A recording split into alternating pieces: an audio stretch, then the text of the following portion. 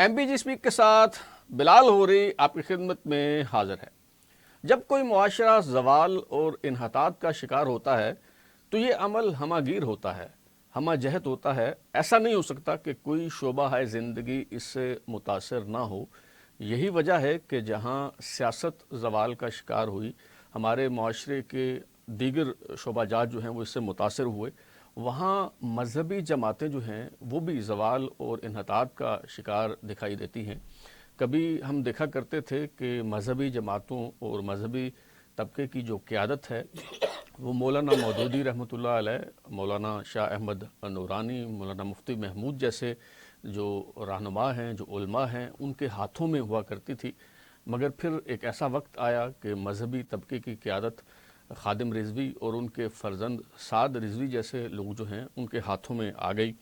1970 के आम इंतखाबात में मैं आपको याद करवाना चाहूँगा कि मरकज़ी जमीयत उलमाए पाकिस्तान, जिसकी क़यादत शाह अहमद नूरानी साहब के हाथों में थी, उसने 13,22,000 वोट हासिल किए, जो मजमूई तौर पर कास्ट किए गए वोटों का 8% बनते हैं। और 138 के ऐवान में गालबन JUP ने 7 नशिस्तों पर जो है वो कामयाबी हासिल की थी। बाद अज़ां कहा जाता है कि यही वोट बैंक TLP के हिस्से में आया, जो अब कलअदम हो चुकी है। लेकिन 2024 के आम इंतखाबात की अगर हम बात करें तो तमाम तर मकबूलियत के बावजूद जो तहरीक लब्बैक है वो 2.89 मिलियन वोट जो है वो हासिल कर सकी, जो मजमूई तौर पर कास्ट किए गए वोटों का 5% बनता है। यानी तमाम तर मकबूलियत के बावजूद भी TLP उतने वोट नहीं ले पाई जितने मरकज़ी जमीयत उलमा पाकिस्तान ने 1970 के आम इंतखाबात में हासिल किए थे। तो सवाल ये पैदा होता है कि जो मरकज़ी जमीयत उलमा पाकिस्तान है वो पार्लिमानी सियासत में पीछे कैसे चली गई? क्या उसे पीछे धकेल दिया गया या फिर इसकी वजूहात कुछ और हैं? इस हवाले से भी आज के शो में हम जो है वो बात करेंगे। और दूसरी बात ये है कि ये जो मजमूई तौर पर मजहबी जमातें जवाल और इन्हतात का शिकार दिखाई देती हैं, इसकी वजह क्या है? क्या मज़हब और मसलक की बुनियाद पर जो सियासत है वो होनी चाहिए? और सवाल तो ये भी है कि तहरीक लब्बैक पाकिस्तान को कलअदम तो करार दे दिया गया, लेकिन एक मसलक जो वाज़े तौर पर अक्सरियत में है, उनके यहाँ ये सोच तो बहरहाल मौजूद है कि अक्सरियत में होने के बावजूद हमारी कोई नुमाइंदगी नहीं है, हम किसी कतार शुमार में नहीं हैं, हमें सुना नहीं जाता।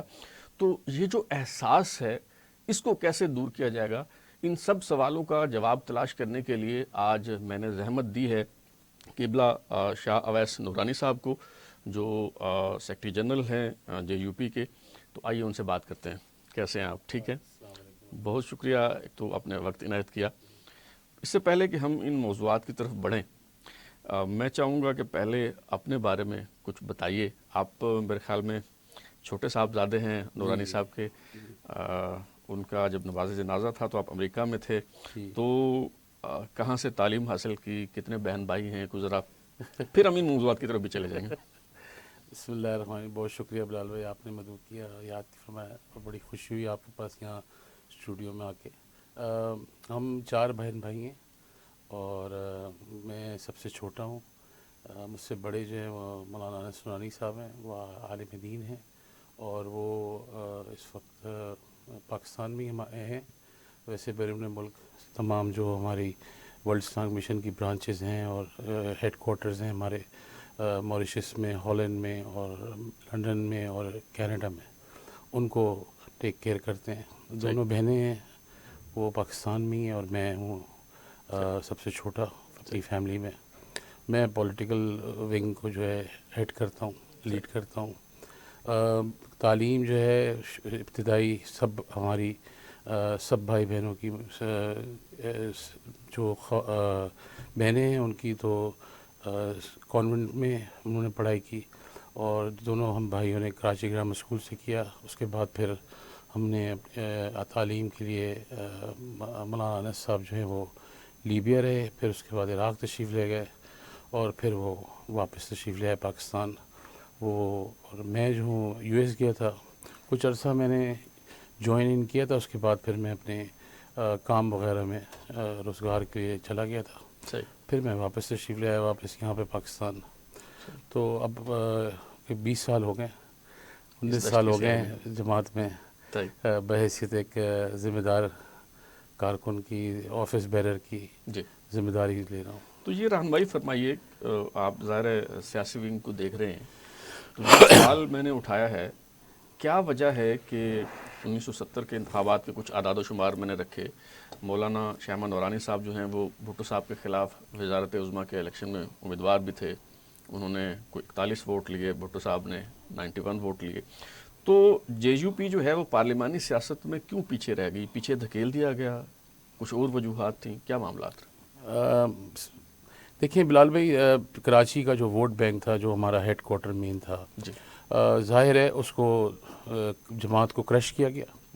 جو آج بھی آپ کو دیکھیں, کچھ حال میں آپ نے دیکھا ہوگا, کچھ سال قبل 2013-14 کی بات ہے, -1 کی جو فارمولے ہوتے تھے, اس زمانے میں بھی اسی طرح ضیاء الحق صاحب کے دور میں پارٹی کو کرش کیا گیا. پارٹی کے اندر سے لوگوں کو خرید و فروخت کر کے ان کو ضیاء الحق صاحب کی شورا میں ڈالا گیا, ان کو منسٹریز دی گئیں, اور ان کو جو ہماری سیکنڈ لیڈرشپ جو ہماری جو انجمن طلبہ اسلام سے تیار ہوئی تھی, اس کو وہاں سے سمیٹ کر اپنی مرکزی شورا میں لے لیا ضیاء الحق صاحب نے, اور وہ وہاں پہ چلے گئے. اس کے بعد پارٹی کے اندر گروپنگ کرائی گئی, گروپس توڑے گئے.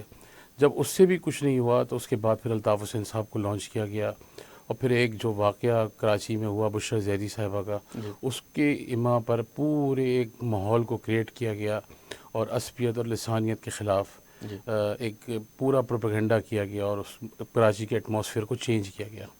اس کے فوراً بعد ہی آپ نے نوٹ کیا ہوگا 88 کے الیکشن میں ہم کافی سیٹوں پہ جیت بھی رہے تھے, مگر نعرہ جو تھا, وہ سلوگن جو ایسا تھا عصبیت کا, وہ اس نے سب کو ڈیمیج کیا. یہ بات بالکل درست ہے کہ ایک دہشت بھی تھی اور ایک وحشت بھی تھی شہر میں, مگر جمعیت علماء پاکستان نے ہمیشہ اپنا نظریاتی اختلاف کے باوجود اسٹینڈ کے اوپر مکمل قائم رہی. الطاف حسین کی پالیسی سے بھرپور اختلاف کیا اور اس کے ساتھ کوئی صلح نہیں کری.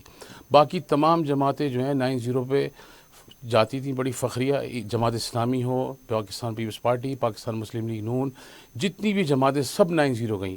آج اس تاریخ میں 45 سال کے اندر کوئی شخص کھڑے ہو کے نہیں کہہ سکتا جمعیت علماء پاکستان کی کوئی لیڈرشپ 9-0 پہ جا کے الطاف حسین سے صلح یا کمپرومائز کیا ہو. الطاف حسین صاحب نے ضرور مولانا نورانی صاحب رحمۃ اللہ علیہ کو کال کی اور ان سے کوشش کری اتحاد کی بھی اور مفاہمت کی بھی, مگر حضرت صاحب رحمۃ اللہ علیہ نے فرمایا عصبیت اور لسانیت کی بنیاد پر کوئی بھی کسی قسم کا, میں مسلمان ہوں اور میں پاکستانی ہوں, میں اس کے اوپر سیاست کروں گا, باقی میں اس عصبیت اور لسانیت کے اوپر, قومیت کے اوپر سیاست نہیں کروں گا. پھر آپ نے دیکھا کہ وہ یہ لے کے آئے تھے اپنا مینڈیٹ کہ ہم مڈل کلاس جماعت ہیں, حالانکہ ہمارے پاس مڈل کلاس, ساری قیادت ہماری مڈل کلاس تھی. پروفیسر شاہ فرید اللہ قائد حزب اختلاف سے صوبہ سندھ کی اسمبلی کے اندر وہ رکشے میں جاتے تھے اور رکشے میں آتے تھے. حضرت صاحب رحمۃ اللہ علیہ جو تھے یہاں پہ قومی اسمبلی میں تھے, پھر سینٹ میں تھے, سب مڈل کلاس قیادت تھی. ہمارے پاس تو ہماری لیڈرشپ کا تو گاڑیاں تو دور کی بات ہے, بس کے اور رکشے کے کرائے کے پورے پیسے نہیں ہوتے تھے اس زمانے میں, اور جلسے بھی اٹینڈ کرتے تھے, جلوس بھی ہوتی تھی, ریلیز بھی ہوتی تھی, کیونکہ انسان کا اس وقت نظریہ بڑا جب پختہ ہوتا ہے اور نظریات کے اوپر جب انسان سیاست کرتا ہے اس کے اوپر پھر کوئی کمپرومائز نہیں کرتا انسان. اس کے بعد پھر آپ کو پتہ ہے پھر حساب ایسا بنا کہ پنجاب سے جو ہمارے مین پاکٹ سے جنوبی پنجاب کے, جس میں ہماری سیٹیں بھی آئی ہیں 1-2 دفعہ, ادھر بھی ڈیمیج کیا گیا اس طریقے سے کہ پھر پی ایم ایل این جو اس وقت نواز شریف صاحب کو آئے, اس کے بعد انہوں نے بھی ایک نعرہ لگایا اسی پنجاب کے اوپر ہی, اور اس کے بعد ہمارا ووٹ بینک وہاں سے بھی کرش کیا گیا. تو یہ سارا پروسیس ہوتا گیا اور جماعت کو پیچھے دھکیلا گیا, اور جماعت میں دھڑے بننا بند نہیں ہوئے اور مزید بڑھائے گئے دھڑے. ایون والد صاحب کے وصال کے بعد بھی ایک دھڑا بنایا گیا, اور وہ دھڑا پھر اپنی آپ ہی خود کہیں ادھر ادھر ڈسمبرس ہو جاتا ہے. مگر سوچنا یہ چاہیے سب کو کہ یہ جو ہم کانسیپٹ لے کے آتے ہیں نا کہ یار -1 کر دیں اور سب کچھ ختم ہو جائے گا، صحیح ہو جائے گا، یہ بالکل غلط اسٹریٹجی ہے. آج اسی کا خمیازہ ہم سب بھگت رہے ہیں. لیڈرشپ کا فقدان اسی وجہ سے آتا ہے کہ جب آپ یہ سوچ لیتے ہیں کہ بھائی ان کا مینڈیٹ کو پیچھے دھکا دے دو اور ہم اپنا مینڈیٹ مسلط کر کے اور ایک نئی چیز کمپنی لانچ کر دیں گے اور وہ شاید کامیاب ہو جائے گی. تو یہ تجربے کر کے ہم سیاسی جماعتیں مذہبی ہوں یا نارمل سیاسی جماعتیں جو بھی ہوں، پولیٹیکل پارٹیز کو ان کے منشور اور دستور کے حساب سے کام کر دینا چاہیے. درست فرمایا آپ نے. ہمارے ہاں مسئلہ یہی ہے کہ ہم بت بناتے ہیں، پھر گراتے ہیں، پھر نئے بناتے ہیں. تو اسی طرح کا ایک بت جو ہے وہ کھڑا کیا گیا چند برس قبل. آپ تو خیر اس کا نام نہیں لیتے، آپ کے جو خیالات ہیں بڑے واضح ہیں اس حوالے سے. تحریک لبیک پاکستان کی بات کر رہا ہوں میں، TLP کی. تو ابھی اس کو کالعدم قرار دے دیا گیا ہے. تو آپ کیا سمجھتے ہیں کہ جو اس وقت کارروائی کی جا رہی ہے، جس انداز میں کی جا رہی ہے، کیا اس طرح سے جماعتوں کو ختم کیا جا سکتا ہے؟ دیکھیں، یہ ایک ایسی چیز ہے اس ملک کے اندر جس کو ابیوز اور مس یوز کیا گیا ہے، اور یہ کام 2013-14 میں شروع کیا گیا اور اس کو باقاعدہ اس کی بلوننگ کی گئی، اس میں ایئر بھری گئی. یہ کانسیپٹ ہے اس ملک کے اندر پچھلے تقریباً 40-42 سال سے جتھے تیار کیے جاتے ہیں اور اس میں شدت پسندگی کی راہ ہموار کی جاتی ہے تاکہ مذہبی ہم آہنگی ختم ہو، مذہبی بنیادوں کے اوپر مذہب کو بھی بدنام کیا جائے. آپ یہ دیکھ لیجئے 9/11 سے پہلے کیا ماحول تھا اور 9/11 کے بعد کیا ماحول ہے. اگر تو اس ملک کے اندر مسلح جدوجہد کرنا سیاست ہے اور جمہوری روایت ہے تو پھر میں سمجھتا ہوں کہ یہ روایت کو جنہوں نے بیج بویا ہے ان کو یہ احساس ہونا چاہیے کہ اب یہ بیج کاٹنا کتنا مشکل ہو گیا ان کے لیے. مگر میں دوسری سائڈ پہ یہ ضرور کہوں گا کہ سیاست میں رواداری ہے، اور سب سے امپورٹنٹ چیز ہے کہ ہم یہاں پہ پاکستان میں بیٹھ کے یہ سوچتے ہیں کہ اینٹی اسٹیبلشمنٹ سیاست کیسے ہو سکتی ہے اور پرو اسٹیبلشمنٹ سیاست کیسے ہو سکتی ہے. اینٹی اسٹیبلشمنٹ سیاست خان عبد الولی خان صاحب نے بھی کی ہے، عطا اللہ مینگل صاحب نے بھی کی ہے، مولانا شاہ احمد نورانی نے بھی کی ہے، اور اپنا بے نظیر بھٹو صاحبہ نے بھی کی ہے، اور میاں نواز شریف صاحب نے بھی تھوڑی بہت کر لی ہے، اور اپنا مولانا فضل الرحمان صاحب نے بھی کی ہے، مفتی صاحب رحمۃ اللہ علیہ نے بھی کی ہے. تمام قائدین جتنے بھی ہیں، یہ جتنے بھی آپ کو میں نے لیڈرز کا نام لیے ہیں، یہ سب اینٹی اسٹیبلشمنٹ سیاست انہوں نے کی ہے، اور کچھ نے آخری دم تک کی ہے، حتیٰ کہ حتی الامکان نواب اکبر بگٹی صاحب نے بھی کی ہے.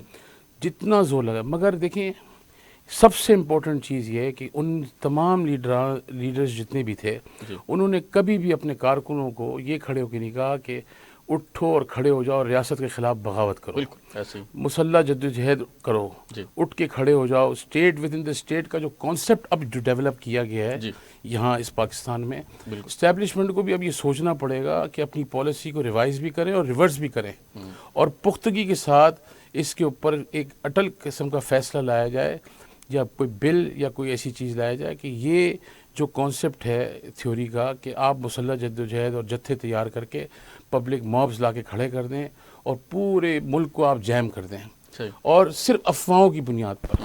یہ بھی نہیں ہے کہ کوئی ٹرو کاپی کسی چیز کی ہو، کہ اصلیت کوئی چیز. لیکن اگر آپ مسلح جدوجہد میں تو پھر تو صوفی محمد بھی صحیح تھا، پھر تو اس کے علاوہ جتنے اور دہشت گرد گروپ ہیں وہ بھی سب صحیح تھے. تو یہ اگر گھر دیکھیں نا، 2014 میں میاں نواز شریف صاحب نے ایک بات کہی تھی، میں اکثر اس کو کوٹ کرتا ہوں کہ بھائی اپنا گھر پہلے ہم صحیح کریں. تو ہمیں اپنا گھر پہلے صحیح کریں. دیر از نتھنگ مور امپورٹنٹ دین پاکستان. پاکستان سے بڑھ کے کوئی چیز نہیں ہے. ساری کرسیاں، ہر چیز اپنی جگہ پہ، مگر پاکستان سے بڑھ کر کوئی چیز نہیں ہے. جن لوگوں کو یہ احساس ہو جائے کہ پاکستان کن قربانیوں کے ساتھ بنا ہے، وہ کبھی بھی اس قسم کے کھیل کود اور مشقتیں اور اس قسم کی لوز بالز نہ کھیلیں. تو اسٹیبلشمنٹ کو بھی اب سوچنا چاہیے. دیکھیں، ضیاء الحق صاحب کے دور میں جتنا ڈیمیج پاکستان کی پولیٹیکل پارٹیز کو کیا گیا ہے نا، اس کے باوجود آپ لیڈرشپ کو دیکھیں، خود بھی سیف پلے کیا، کارکن کو کسی صورت میں ڈیمیج نہیں ہونے دیا، کارکن کو سیف. آج کہتے ہیں نا یہ تو ہزاروں کے جلسے ہوتے ہیں، اس وقت تو لاکھوں کے جلسے ہوتے تھے. کارکن آتے تھے، پرامن احتجاج کرتے تھے، اپنے گھروں کو واپس چلے جاتے تھے اور نوٹ کرا کے چلے جاتے. اس وقت جو نہ کوئی کیمراز ہوتے تھے نہ کچھ، سب ریٹن لکھا جاتا تھا کہ اندازے سے اتنے ہزار آدمی آئے، اتنے لاکھ آدمی آئے، جو بھی لکھتے تھے اس وقت. مگر آج تو سارے اکوپمنٹس موجود ہیں. مگر پھر بھی دیکھیں نا، اگر یہ کانسیپٹ اگر تھیوری ہے کہ ہم مسلح جدوجہد کریں اور ہم ایک ٹارگیٹ اچیو کر لیں، تو state with in the state کا جو کانسیپٹ اس ملک کے اندر ڈیولپ کیا گیا پچھلے 15-16 سال میں، یہ ظلم ہے. اس سے ختم ہونا چاہیے. یہ جو آپ نے جتھوں کی بات کی، یہ مذہبی بنیادوں کے علاوہ کچھ سیاسی جتھے بھی ہیں، اس پہ بھی ہم بات کریں گے. لیکن یہاں ایک مختصر سی بریک لینی ہے اور اس کے بعد دوبارہ واپس آتے ہیں تو قبلہ نورانی صاحب سے گفتگو کا سلسلہ یہیں سے دوبارہ جوڑیں گے.